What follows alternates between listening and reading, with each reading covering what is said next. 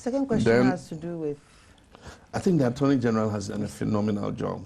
Right. I mean, if you look at the amount of money she saved us from judgment debts, you know, that lady deserves a national honor. And I'm sure that if anybody read the Green Book, there's a section on corruption and judgment debt.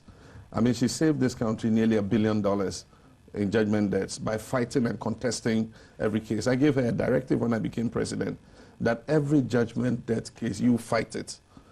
And so she has fought it. There were a lot of fraudulent claims, people conniving with government officials, you know, taking documents and hiding them, refiling for compensation, suing government in courts. I mean, shoddy, false contracts. I mean, I set up a commission to investigate that whole, and you should read the commission's report. It is a very sorry, you know, state of affairs. But happily, we've cleaned up. And so if you come and make a claim against government, we're not going to sit and have a default judgment. The Attorney General won't go to court. Now they go to court and they fight you. And in a lot of cases, we find that it's some people who have connived to try and rip government off. And so this Woyome case came, like you said, a Supreme Court judge, this thing was given. The Attorney General, this is one case that has taken the Attorney General's time, you know, and she has pursued this case relentlessly. Recently, she put in an application to do an oral examination of Woyome. But at the same time, discussions had been ongoing in respect of settlement. And so before that happened, a terms of settlement was granted. And so she went to the Supreme Court and continued the oral examination so that she could look at the terms of settlement and see if it was acceptable, or meet with his lawyers and agree on what the terms were, with the option to come back in the event that she was not satisfied with the terms. I mean, that is a practice in law.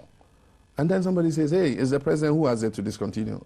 I mean, we have people who are just willing to publish any allegations in the papers against the person of the president, you know, and there are all kinds of false claims, allegations and things, you know. Sometimes you read and you get disheartened, but you were elected to do a job. And so I take heart, and I mean, despite all these, you know, claims and allegations and falsehoods, most of them downright falsehoods, for purposes of political propaganda, you know, and the social media has become a very fertile ground. Sometimes I read and I don't know in myself, I say, is this true? Because I mean, the creativity with which they forge these stories, if they were doing something good, this country won't be where it is. That creativity they have in forging stories in the social media, if they use it to do one day's productive work, this country will be far ahead than it is today.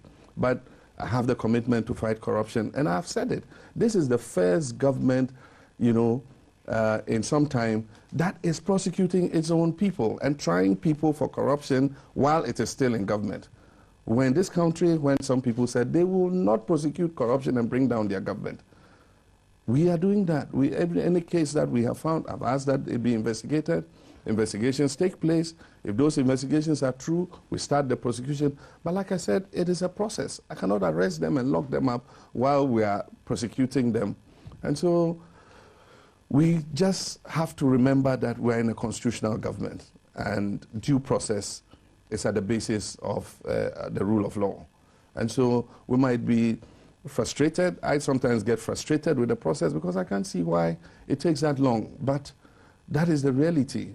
They say the wheels of justice grind slowly, you know, but we've tried to speed up the wheels of justice, computerize the courts and all that. But the lawyers also have their own ways of, you know, slowing down the legal process. They'll take it to the Supreme Court, bring it back down to the High Court, take it back to the Appeal Court, bring it back to the High Court. What can you do? And so I am committed. I believe that sunlight and exposure in corruption is the way to go. And so if allegations are made, we will expose, investigate, and say this is what happened. And if there are prosecutions to be done, we will do them. The fight against corruption is a commitment that I have. We have the paradox of exposure. Because my government is exposing corruption and prosecuting it, they can point to those same cases and say, you see, we said your government was corrupt. But what of the many cases that they covered up and didn't expose? just because they didn't want to bring down their government. The first step in dealing with corruption is to expose it. And so if you come out and say that you will not expose and investigate corruption because it will bring down your government, then right away the attitude is completely wrong. Your Excellency, thank you very much for being here.